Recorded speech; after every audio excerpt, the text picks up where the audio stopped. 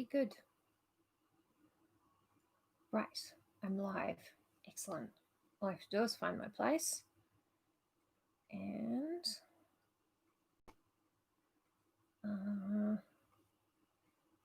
move that. No, leave it where it is. Good. I'm going to find my place in Frankenstein. And hopefully the cats won't murder each other while I'm doing that. There we go.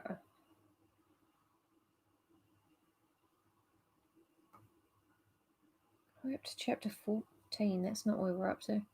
Hey, it's a bit later than usual today.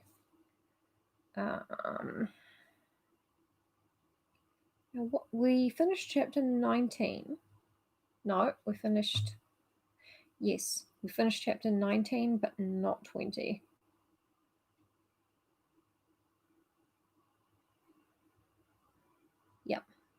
Yep, we were up to chapter 20. I'm just a door opening machine. What's up? Oh, my purpose is to open doors.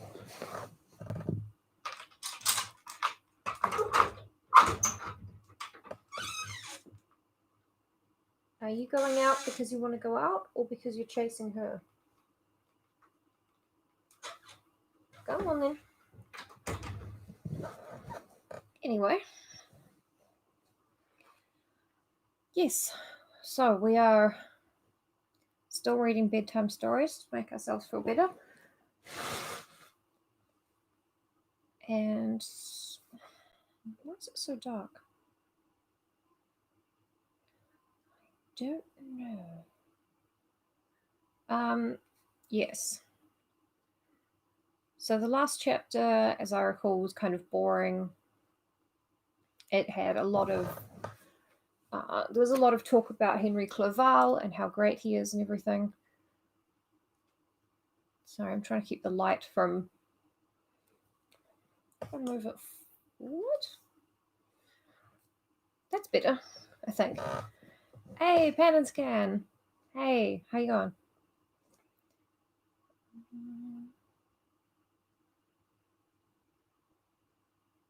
I'm trying to think of something and I can't remember what it was. Doesn't matter. So in chapter 19, Victor and Henry Clerval went to London. Then they went to some other places in England, which were all so awesome. Victor nearly forgot to be the saddest man in the world. And now he's going on to a little island in the Orkneys, up in the north, in the bit of Scotland that's still really weird. And there are like 3 hovels on the island. So he's got one that's full of science equipment and bits of dead ladies, probably. And the 2 others are inhabited by peasants. And Victor gives them gifts of, food and furniture or whatever. And apparently they are just too dumb to be properly grateful. And that's how he knows they're dumb. Guy just continues to be the worst. But he's there by himself because Henry Clerval, he doesn't want him mixed up in this, And I think that was pretty much it.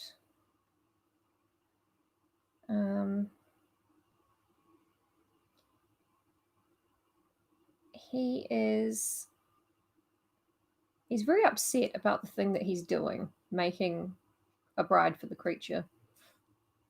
Because the first time was just exciting, but allergies. The first time was like really exciting because no one had made a creature before. Sorry. And now he's doing it like fully cognizant of what he's actually doing, and it's kind of upsetting him a bit. So thank you. I have not had an antihistamine today. I'll do that now. I have washed my hair. and let it dry naturally. Pretty good, I reckon.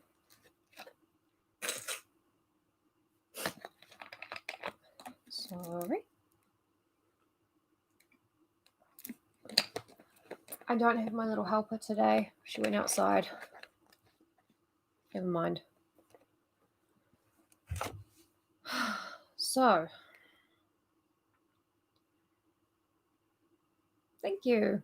I'm very excited that it's healthy enough to curl again. And it looks like I actually don't have grey growing through. Or maybe I do. Doesn't matter. That's my personal problem.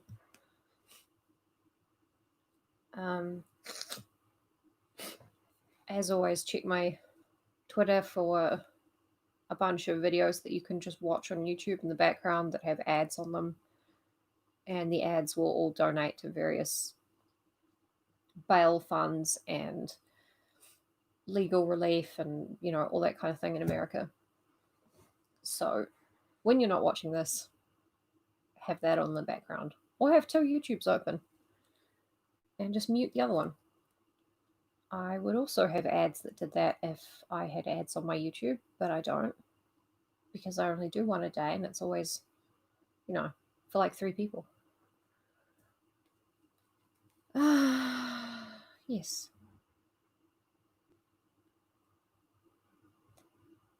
So we're up to chapter 20, but it'll be in one of the many things I've retweeted. I've had one looping all day that's like a makeup tutorial or something. I just keep it muted and let the ads run. Something. And there are only 2 accounts watching. That's what I see. Which doesn't bother me. I will read it, you know, regardless. But it makes me think, where are the other people? So we usually have about 6 or something. Somewhere between 4 and 6.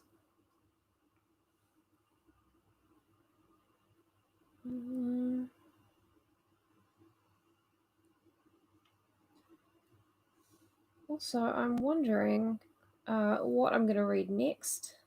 There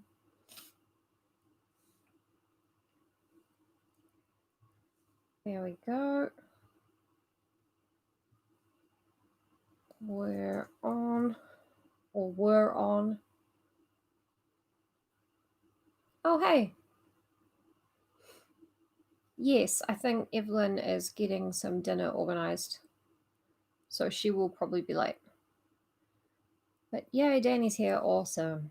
Awesome. Everything is worth it.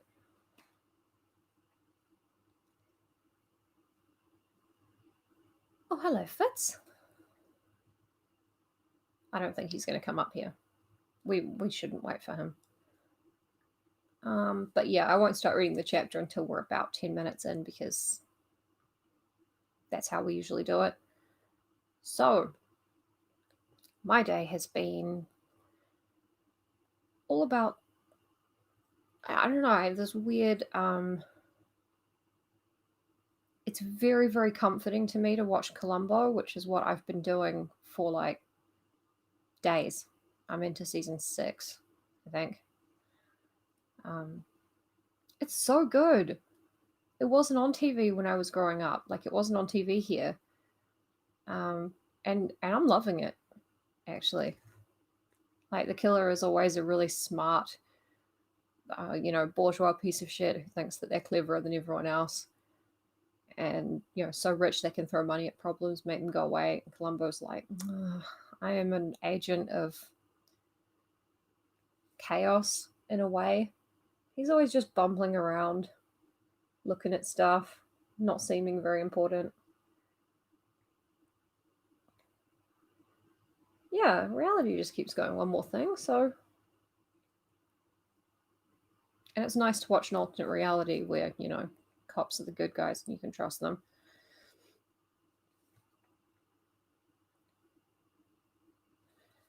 But yeah, Columbo is very, very endearing.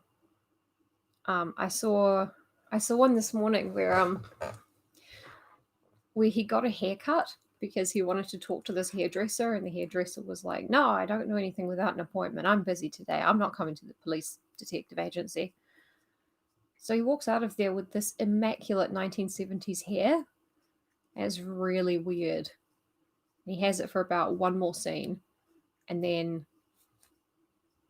it's just as disheveled as ever. It's like he's been running his hands through it for hours, which I thought was quite good. Who was he in The Princess Bride?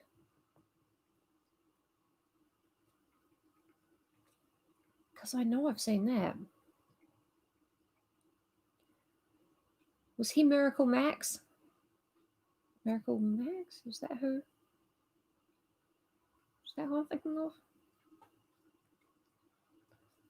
I can just look this up rather than ask you guys directly.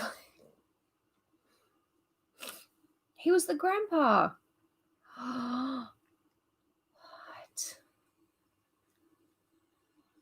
I've got to watch The Princess Bride again.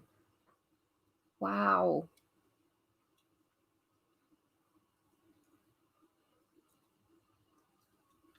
I've often thought it would be, yeah, I'm the grandpa to you guys. And like Peter Falk, one of my eyes doesn't work very good. I mean, it works a little bit, but not great. Wow.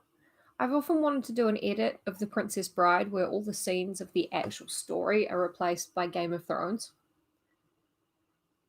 But the framing device of the grandpa reading the story to the little boy is still there.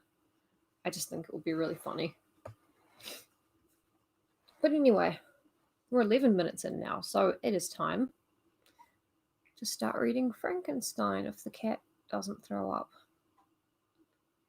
You gonna be sick? Nope. It would be great. Like Bran, clambers up the tower and sees Jamie and Cersei going at it, and it cuts the boy going, "Ah, Grandpa, is this a kissing book?" Gross. Oh yeah, well Chuck Tingle has said that all of his books are everyone's welcome to live read them, but I don't actually own any, so that's a problem. And we're back. Okay. Frankenstein, chapter 20, and the last little bit of chapter 19 was in the meantime I worked on, and my labour was already considerably advanced. I looked towards its completion with a tremulous and eager hope, which I dared not trust myself to question, but which was intermixed with obscure forebodings of evil that made my heart sicken in my bosom. He thinks the heart is in the bosom. What an idiot. He's never going to resurrect anyone. Frankenstein, chapter 20. I sat one evening in my laboratory. The sun had set and the moon was just rising from the sea. I had not sufficient light for my employment, and I remained idle, in a pause of consideration of whether I should leave my labour for the night, or hasten its conclusion by an unremitting attention to it. As I sat, a train of reflection occurred to me which led me to consider the effects of what I was now doing. 3 years before, I was engaged in the same manner, and had created a fiend whose unparalleled barbarity had desolated my heart, and filled it forever with the bitterest remorse. I was now about to form another being of whose dispositions I was alike ignorant. She might become 10,000 times more malignant than her mate, and delight for its own sake in murder and wretchedness. He had sworn to quit the neighbourhood of man and hide himself in deserts. Not in deserts, but that's what I'm thinking about. To hide himself in deserts, but she had not. And she, who in all probability was to become a thinking and reasoning animal, might refuse to comply with the compact made before her creation. They might even hate each other. The creature who already lived loathed his own deformity, and might he not conceive a greater abhorrence for it when it came before his eyes in the female form? She also might turn with disgust from him to the superior beauty of man. She might quit him, and he be again alone, exasperated by the fresh provocation of being deserted by one of his own species. I would love a Frankenstein where the bride of Frankenstein, rather than being hot like Elsa Lancaster, um, is exactly the same as the creature, but with a bow in her hair. You know, like they used to do in cartoons. That would be funny. Just my opinion. Even if they were to leave Europe and inhabit the deserts of the New World, yet one of the first results of those sympathies for which the demon thirsted would be children. And a race of devils will be propagated upon the earth who might make the very existence of the species of man a condition precarious and full of terror. I don't know if they could breed. It would be funny, right? I think if they could breed, I would be kind of shocked. Like, Victor would be way better. Oh, maybe that's why it's harder. He thinks it's harder to make a female because he wants to make sure they can.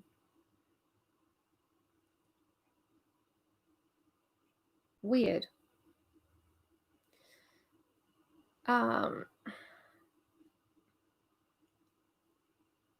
Oh no, no. In all of his hypotheticals, he's like, I do a magnificent job, but something out of my control happens and makes them mean, and it's not me abandoning them; it's something else.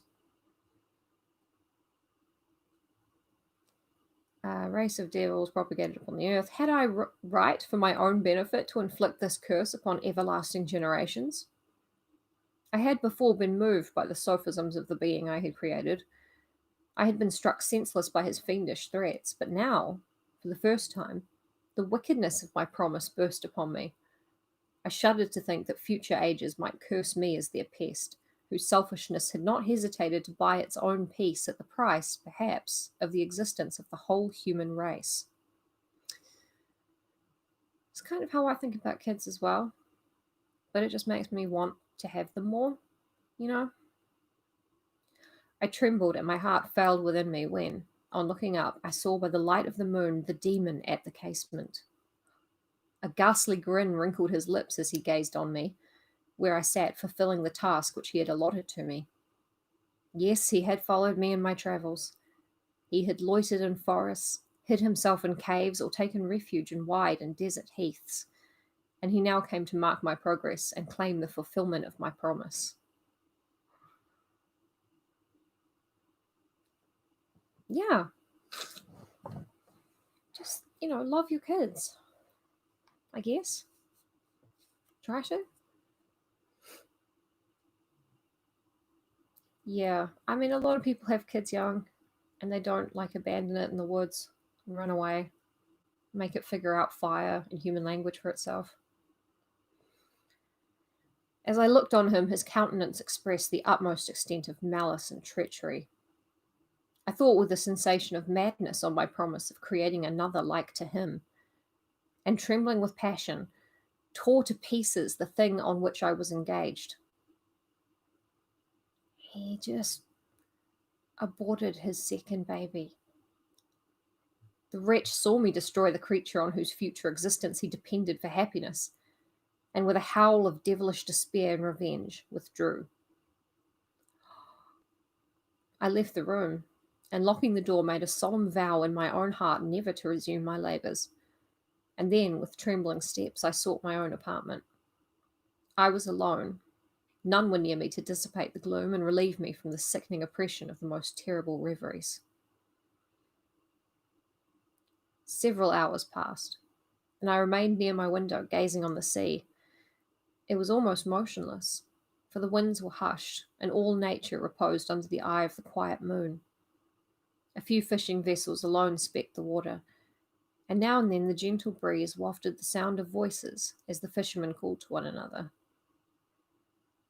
I felt the silence, although I was hardly conscious of its extreme profundity, until my ear was suddenly arrested by the paddling of oars near the shore, and a person landed close to my house.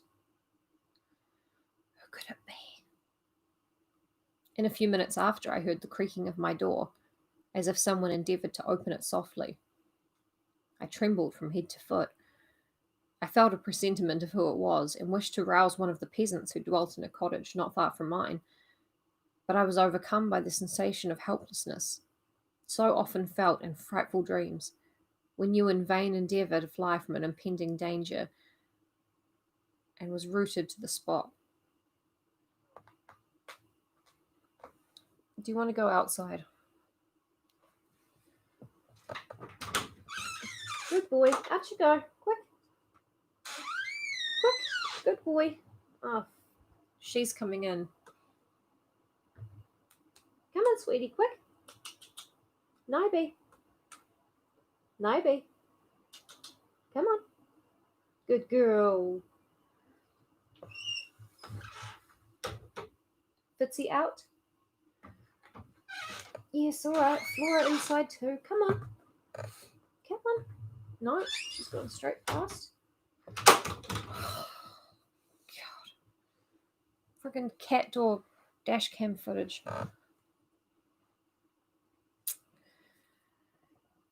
Presently, I heard the sound of footsteps along the passage. The door opened, and the wretch whom I dreaded appeared. Shutting the door, he approached me and said in a smothered voice, "You have destroyed the work which you began. What is it that you intend? Do you dare to break your promise? I have endured toil and misery. I left Switzerland with you. I crept along the shores of the Rhine, among its willow islands and over the summits of its hills. I have dwelt many months in the heaths of England and among the deserts of Scotland. I have endured incalculable fatigue and cold and hunger. Do you dare destroy my hopes?" I love the dialogue between them, by the way. It always just gets out of hand immediately. "Begone! I do break my promise. Never will I create another like yourself, equal in deformity and wickedness. I before reasoned with you, but you have proved yourself unworthy of my condescension. Remember that I have power. You believe yourself miserable, but I can make you so wretched that the light of day will be hateful to you. You are my creator, but I am your master. Obey. The hour of my irresolution is past, and the period of your power has arrived. Your threats cannot move me to do an act of wickedness, but they confirm me in a determination of not creating you a companion in vice. Shall I, in cool blood, set loose upon the earth a demon whose delight is in death and wretchedness? Begone. I am firm, and your words will only exasperate my rage." He's actually pretty bold doing this to an 8-foot tall monster. The monster saw my determination in my face and gnashed his teeth in the impotence of anger. "Shall each man," cried he, "find a wife for his bosom, and each beast have his mate, and I be alone?" I had feelings of affection, and they were requited by detestation and scorn. Man, you may hate, but beware. Your hours will pass in dread and misery, and soon the bolt will fall which must ravish from you your happiness forever. Are you to be happy while I grovel in the intensity of my wretchedness? You can blast my other passions, but revenge remains. Revenge, henceforth dearer than light or food. I may die, but first you, my tyrant and tormentor, shall curse the sun that gazes on your misery. Beware, for I am fearless and therefore powerful. I will watch with the wiliness of a snake, that I may sting with its venom. Man, you shall